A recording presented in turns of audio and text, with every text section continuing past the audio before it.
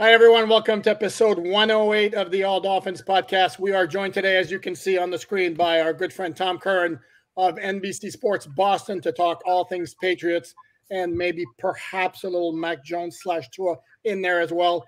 Not sure. Since we have to stay consistent, number 8, honor of Matt Moore. Omar, we all love Matt Moore. Great dude. Who doesn't love Matt Moore? Who doesn't love Matt Moore? Led the Dolphins to a playoff in 2016. Was the team MVP in 2011. He was. I would argue to you he deserved an opportunity to start, but he never got it just because he was too much of a gunslinger as a quarterback. But Matt, man, I like Matt's nothing bothered in personality, and it fit so well for a quarterback. But it probably drove every coach nuts. Southern California, cool. But the big question is, was he better than Mac Jones is? Sorry, Tom. I had to go there. There. Tom, there. Tom, how are you? Good, buddy. How are you? What's up, Omar?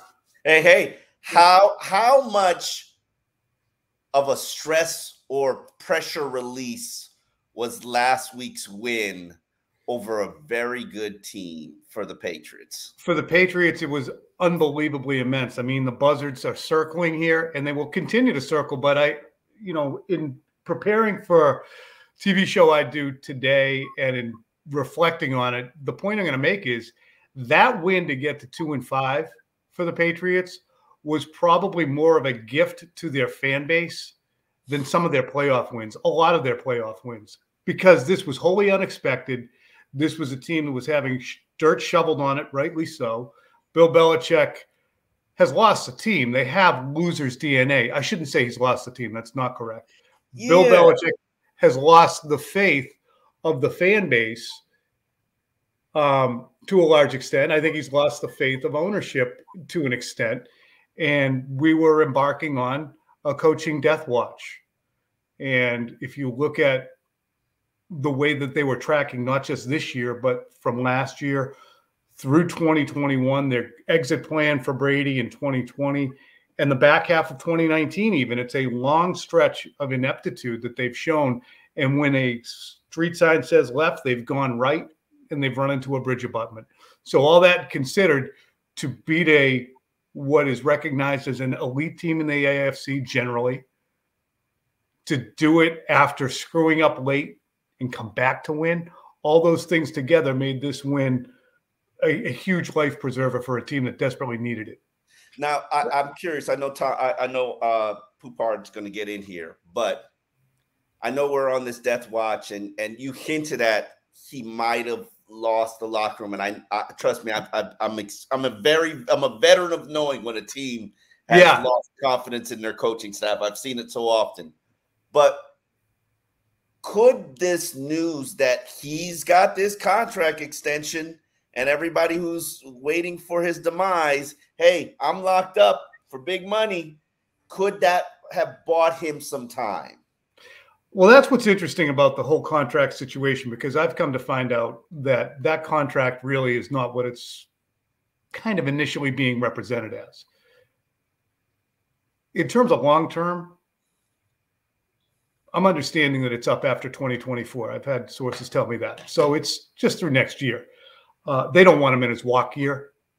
So they've added a year. Now, the verbiage of new that Ian Rappaport has used indicates that either 2023 was ripped up and rewritten to satisfy new, or, and I'm starting to put some stock in this because I was told by a fairly reliable source, but not somebody who I'd go with, in 2021, I was told, I think Bill's contract is up after 2022. So there's a possibility that Bill was coaching last year on the last year of his contract. We never know what his contract situation is. Yeah. So this new might be that Bill got a 2-year contract at the beginning of the year, which would in part explain why you can say new and multi-year lucrative. We all understand it's lucrative. But when Robert Kraft, after the season, makes a point of saying we're going to re-up Gerard Mayo, makes a point of saying how bad we've been and we're going to attack the offensive side of the ball, and makes a point of making it clear that he was the one who chased Bill O'Brien down and brought him aboard. All of those things I think that Robert wouldn't have felt as at liberty to do if Bill was under contract. or if Bill wasn't in a position where he was just signing a new one. Robert what would make Robert puff in a way that he never has before? The fact that Bill might have been working on a contract deal with Robert at that point. And Robert said, here's how it's going to be when we get this new deal done. I'm going to say some things. Or he didn't even have one. So it's interesting. My understanding is, though, it only runs through 2024. But your question about what's the locker room sense? The locker room's just going to hear what basically you guys heard. They're not going to get into wins that go through. They basically know now because either Bill or someone close to him was able to give information that Bill's going to be here this year and into next. So no effing around.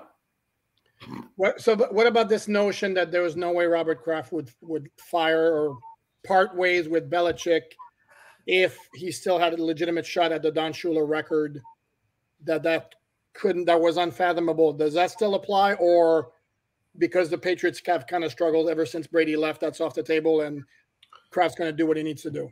Yeah, no, Robert Kraft said in March when asked directly about the Shula record, we're not about records here. We're about wins. I'd like to see him accomplish that, but we're about wins. You could find that sound. I'll send it to you if you want, because it's an interesting answer. And again, my understanding is, and other folks up here have reported it, and there is no barrier that the Krafts wouldn't cross if the Patriots continued to play the way they had in terms of getting rid of Bill Belichick. They're not going to say, okay, it's too much money to fire him, we'll keep him around. This is a $6 billion franchise that has been run aground in many ways. And even though this week we got a tide that lifted it off the rocks, we'll see if they're off the rocks completely beginning this week against Miami. But, the Patriots are in still, despite what happened for 3 hours on Sunday, in an abyss. Well, that was going to bring me to my next question, if I may, Omar. The Patriots came back after Buffalo took a late lead, but the Patriots pretty much kind of controlled that whole game until Buffalo came back. Was this like a complete aberration, or are the Patriots actually in a position where they can give the Dolphins a game? Are the Patriots actually good? Well, respectable, actually. I wouldn't go as far. Well, here's the thing, and this was the point that I tried to make in the offseason, and we discussed the first time around, which got me in the crosshairs, especially when they performed the way they did. I figured that the Bill O'Brien Patriots would be capable, and we saw a team that for 48 minutes against the Eagles outplayed the Eagles, fell behind 16-0 because they played like morons early. Then they outplayed Philadelphia for 48 minutes, fell behind Miami 17-3. Then came back and outplayed Miami, and then had predictable gaff Raheem Mostert bust for 48 yards. Good player, great blocking, but those are the types of things that can happen to a bad team to cause you to lose. So they lose 24-17. So I'm like, all you got to do is eliminate the stupidity. And then you had just horrendous performances, embarrassing performances, fire-worthy performances if you're not a Hall of Fame coach, in 3 consecutive games. So what they did against Buffalo is what I think they're capable of being, but is it in their DNA to be dumb? No. And that's yes, it is. Yes, it is. That's not a Patriot team. That's not. Buddy. Yes, it is. The Patriots were dumb last year. The Patriots were dumb last year. The Patriots have been dumb this year. Look at what happened against the Raiders. When you're flipping the ball backwards over your head at the end of a game that's tied, that's a dumb team. When you have the number of timeouts this team has had to burn, the number of penalties that it incurs, pre-snap penalties. They led the league practically in pre-snap penalties last year. That's a dumb team. They were among the worst coached teams in football for the past 2 years. They fell behind beginning after Thanksgiving last year, week in and week out, every single week, including to Skylar Thompson and Teddy Bridgewater, including to Colt McCoy. They fell behind those teams. Never mind, the only team they never fell behind was the friggin' Jets. They were outscored 96-9 in their 5 losses this year in the first half. 96-9. That's a dumb team to allow that to happen week in and week out. So suddenly, light dawned on Marblehead, as we like to see up here in Boston. And they got ahead in a game and they closed it out, but they're dumb. Interesting. I here's the thing. how do you push out a legend? How do you push out? I mean, we've done it down here with Don Shula, and it was, we had Jimmy Johnson waiting in the wings. I mean, so and it was still clunky. Yes, and it was still kind of uncomfortable. Did you say hinky? Clunky. I like that. I got to turn off my noise. How do you push out a legend? You just do what Bill would do. Use the facts. Look at the numbers. No emotion, no emotion. Damn. Scoreboard. Bill, scoreboard. You moved on from Logan Mankins and Vince Wilfork and Tom Brady and litany of players. Teddy Bruschi, no, I didn't really move on for him. Or Richard Seymour or Lawyer Malloy. You moved on from all of these guys when the evidence was clear. Say it again. Jacoby Myers. Right. Yes. And that wasn't even a clear declining skill situation. Right. I mean, he had still proven what he was, but these are players. These are Hall of Fame players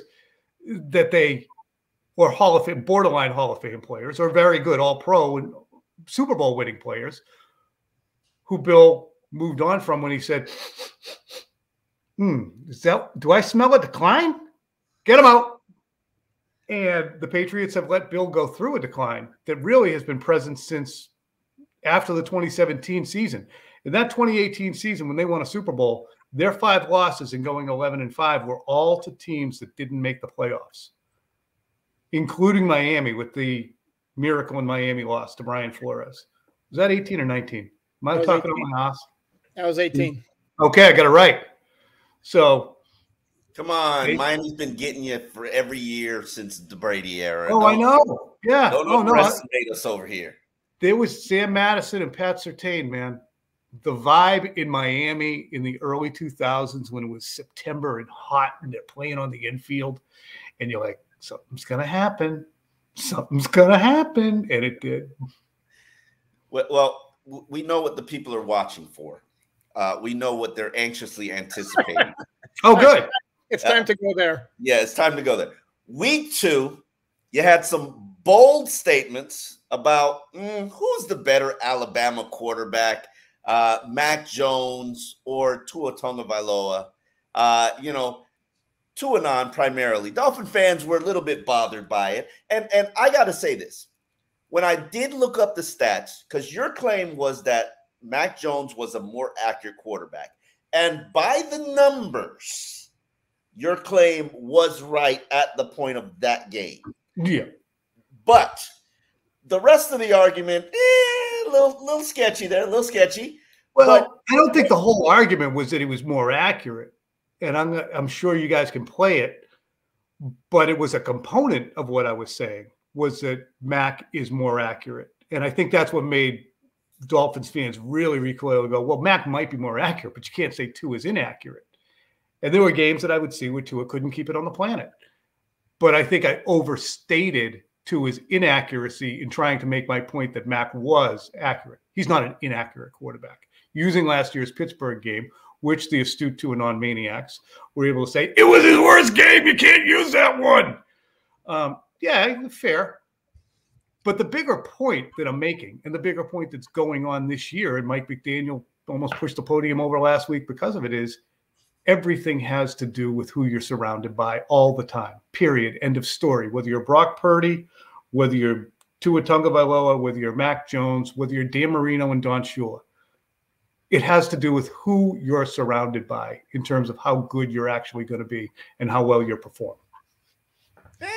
Tom Brady wasn't surrounded by very much talent. Well, we're talking about the greatest quarterback of all time, and Dan Marino wasn't surrounded by a defense that was competent. So what did he do? He set every quarterbacking record, but he went to one Super Bowl. Oh, year after year, year after year of team-wide mediocrity down there with Dan Marino as quarterback. You're not writing your own team-wide mediocrity. Oh, I know, but that's the thing is Marino's easily one of, in my estimation, 7 best quarterbacks to ever play, arguably the greatest passer of all time. Yet if you didn't give him a defense, if you didn't give him a running game, if you didn't have a balanced attack, if you had a coach who was going stale, you weren't going to win and wring from him the talent you needed. So let's get to this year, though. Let's get to this Tua stuff here. Because it is apology, Tom. They want apology. I'm sorry. All right. I'm sorry that I insinuated that Tua is anything less than a buttonhole accurate passer. Okay. Well done. Tua is extremely accurate. Mac Jones is accurate. Tua throws with unbelievable anticipation. So does Mac Jones. And I'll tell you why. Because you can't make it in the NFL with an arm like Mac Jones's if you can't be an absolute visionary as to where guys are going to show up. Same to a degree with Tua. Both of those guys have subpar NFL arms. The only way you're going to succeed is if you can say, this guy's going to be there and nobody else can see it but me, and I'm going to drop the ball in there. Watch the Patriots game-winning drive the other day, the rare one for the Patriots with Mac Jones against a good team, and you can see him just throwing to spots these balloons that land in there. But I think that we all understand you're only as good as the players around you. You're only as good as the protection around you. No question about that. To a large degree. Yeah. All right. So this is cool. And this is not downgrading Tua. This is simply proving the point. I like yards per attempt as the best measure of how good a quarterback is. We can do all kinds of other analytics, air yards, passer rating, efficiency, DVOA, but a really good baseline is yards per attempt.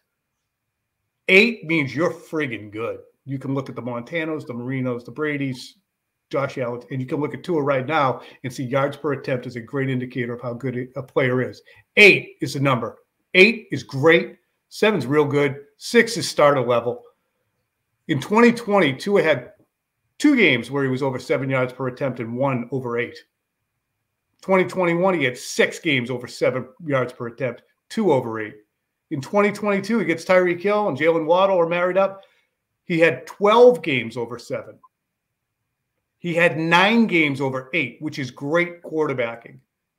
And so far this year, he's got 6 games over 7, 6 over 8, great quarterbacking, and 3 of them are over 10 yards per attempt. So has he become a transcendent quarterback in NFL history because he just got better? Or has he become statistically one of the most ridiculous starts in NFL history because of the coach, because of the receivers, because of his own friggin' aptitude, not downgrading to his ability either, and his toughness. But what was his yards per attempt the other night when the offensive line was dotted with injuries? It's like under 6. Yeah. You're a byproduct of what you got around you. I think Poupard would agree with that argument. I think I'm going to play Switzerland and Omar, you don't disagree. No, I don't disagree. I've said that all along. I've said that all along to a large degree. And my point has been that Tua is part of a machine that has been operating at a very, very high level. And since there were so many arguments from Dolphin fans and Tua fans in particular in his first couple of years where everything around him wasn't ideal and which explained his subpar numbers, then if we're going to say that in his first 2 years when the numbers aren't there, when the numbers are completely there, it's unfair to just say, well, it's all Tua. Right. And that's my whole flip side right now. And that's what Mac Jones is going through now. 2021, Mac Jones played 17 games as a rookie. He had 10 games over 7 yards per attempt. He had 5 games over 8 yards per attempt. Tua didn't have 5 games over 8 yards per attempt until last year, total in his career. And that's because of the guys around you. Now, Dingbat, Mac has 2 over 7 and 1 over 8. But here's the other interesting thing about this season. The Dolphins have played, as Dolphins fans know, the easiest schedule in the AFC. Oh, and this is where Omar recoils in horror. What do you want me to do? They got the third easiest schedule in the NFL. You're gonna have the identical schedule as well. And we'll see. Okay, but is it identical right now? Because the Patriots have played the hardest schedule in the league. It's the same. So you got the 29th, no, 30th, 32. You got the 30th hardest schedule in the league with Carolina and the Patriots and a litany of other ass teams on it that you've compiled numbers against. And the Patriots have played good teams. Now, did they embarrass themselves against the Saints? Yes, they did. But did they beat Buffalo, which Miami couldn't? That's fair. Did they stay more competitive with the Eagles than Miami did? Yeah. Okay, that's fair. So but I'm not. This is not saying that Tua is worse than Mac. Mac's worse than Tua, or the Patriots are in the same boat as Miami right now. None of it. But it's all your roster. we would agree. We would agree on that. I mean, I've been a proponent that I think, well, while Tua is the driver of this offense, I think that the offensive line and their improvement is the catalyst for the success the team is having. You have the #1 rushing attack. Last week, they went into the season averaging 70 yards more than the NFL average. That's a byproduct of what the offensive line is doing, and some of your speed. Take some pressure off the quarterback. And obviously, the quarterback is well protected. In the games you've lost against the Buffalo Bills and against the Philadelphia Eagles, 2 teams that have top 5 defensive lines, and you have not played them at full strength. No Teron Armstead, no Connor Williams. And then you've got a situation now where you just lost Isaiah Wynn. So, yes, I believe games are won and lost in the trenches. Do I think that Tua can transcend and overcome some of those issues in the trenches? Yes. I think the elite quarterbacks do, but it's only so much you could do it against, especially when your opponent is top-notch in the trenches. It's funny.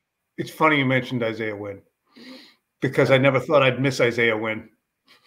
And yet you do. And they do, because somehow we went from having a below replacement level player in Isaiah Wynn to cover at right tackle to a traffic cone. Oh. They spent 6 weeks with a traffic cone over there at right tackle until they finally put Mike Onwenu over there. And suddenly, oh, holy crap, Mike Onwenu, who's a capable player, gets kicked out from guard to tackle. Trent Brown plays like he's engaged in the game, not in general. Cole Strange, back from injury, plays pretty well. David Andrews has a nice game, and they get the kid City So at the right guard position, and they actually have a competent offense. So your point is my point. If you don't have an offensive line, all bets are off, and Mac Jones is going to look like a puddle of jello, as will Tua if he were here. Would Miami be what Miami is if Mac Jones was down there? I don't know. I don't know. I mean, I've got too much of this in my recent memory from Mac to think guys would really respond as well as they do to Tua. I think Tua's leadership is top 5 in the NFL. I just think from a distance, tell me if I'm wrong, I just get the vibe that guys respond to him. Now, I freaking love him. They do. And here, people are starting to go out on Mac to a degree. He needed to stop the bleeding. He did, but people in his own locker room in their building were not actively detesting him, but saying, I'm not sure if this is the guy here. Whereas the body language from outside doesn't look good with Mac Jones, and Tua just oozes likability. Yeah, you never see Tua. The shit hits the fan for Tua, and he'll walk off like this and maybe unsnap his chin strap. He's not walking off going. And that's look at Derek Carr last week. Second Carr mention. Yeah. I mean, I'm watching that game. I'm like, that's vintage Marino stuff. And you're not Dan Marino. That's Derek Carr. That's a very good point. So, well, Tom, we appreciate your time. So you are ready to say that Tua is better than Mac Jones, correct? Tua's having a better season than Mac Jones. You didn't say Tua is better than Mac Jones. What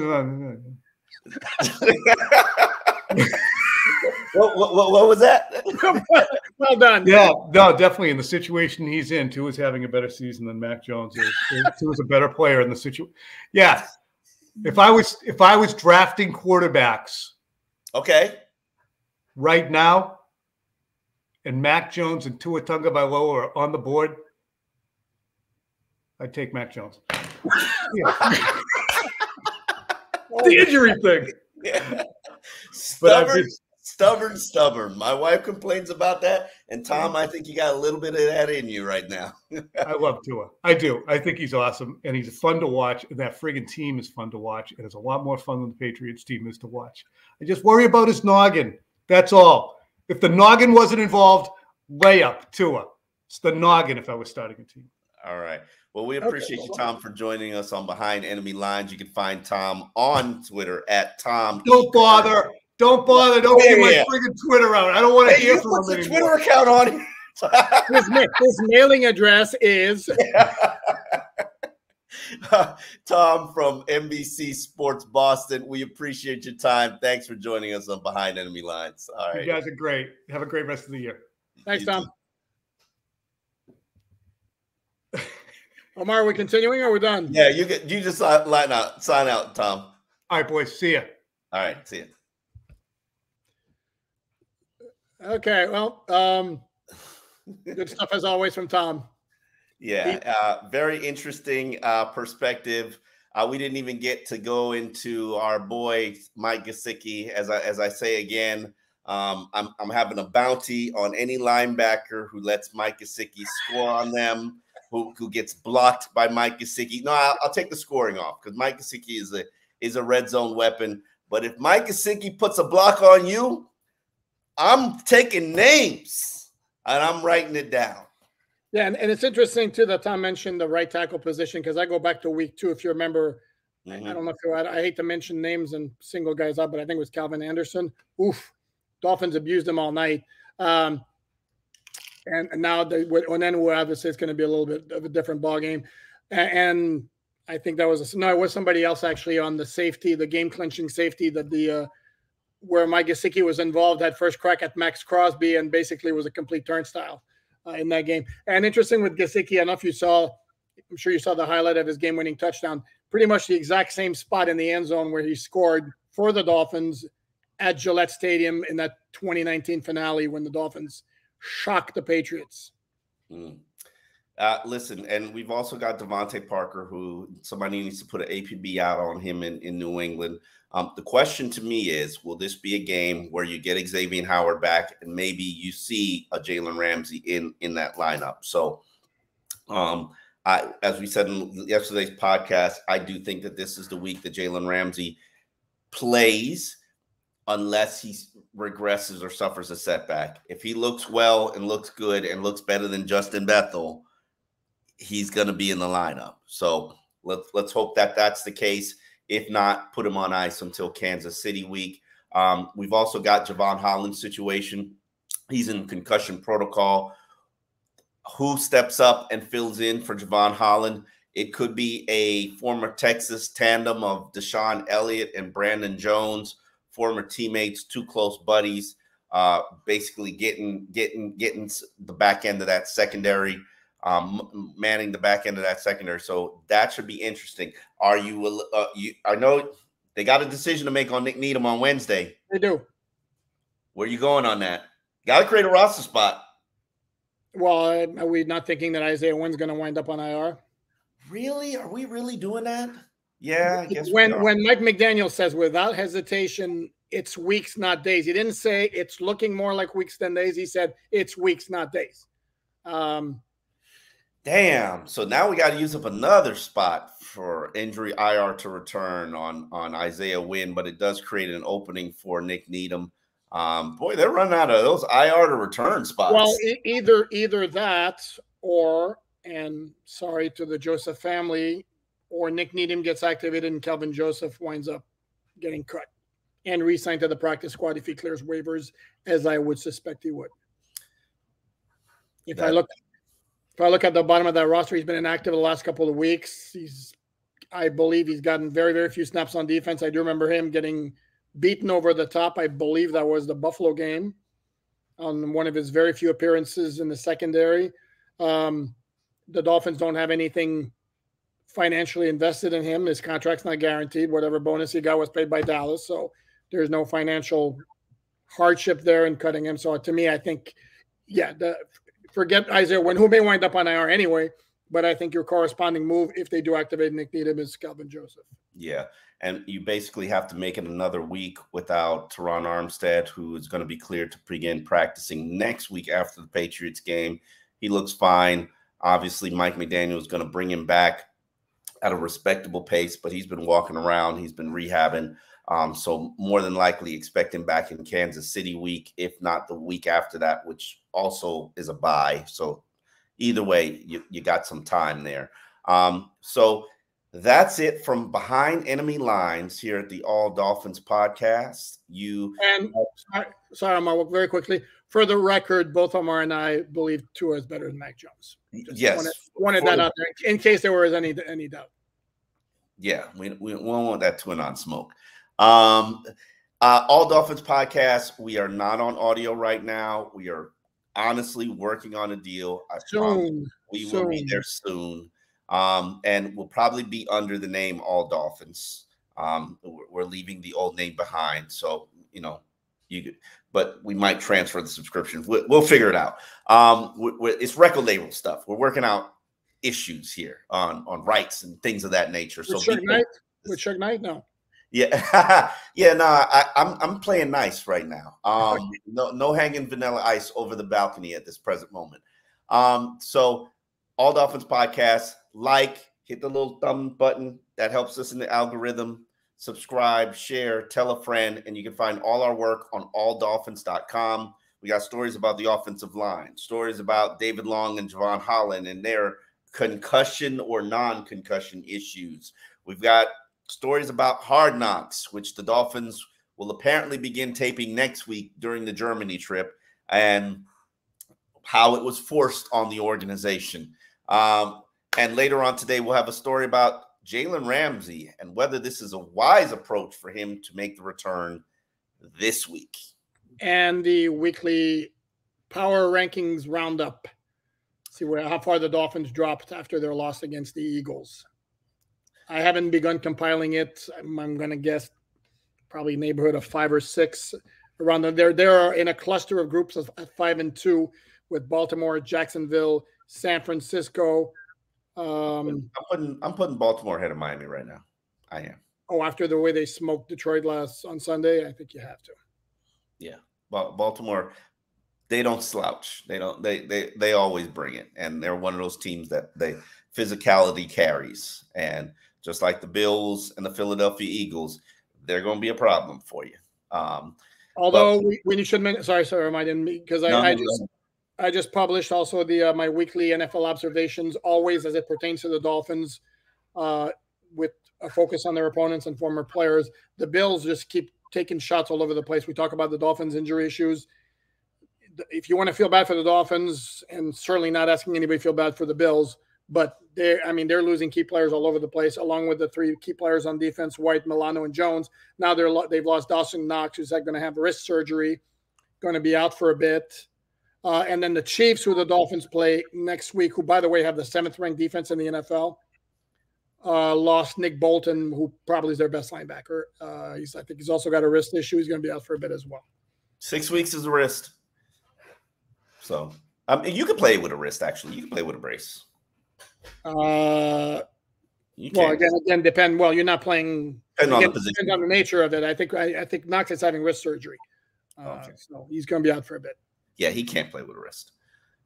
No. Well, we thank you for watching AllDolphins.com. Again, we will be audio soon. AllDolphins.com. You can find the stories, and you know where to find the podcast right here on YouTube. Subscribe, tell a friend. We will see you tomorrow for Wednesday's beginning of Patriots week.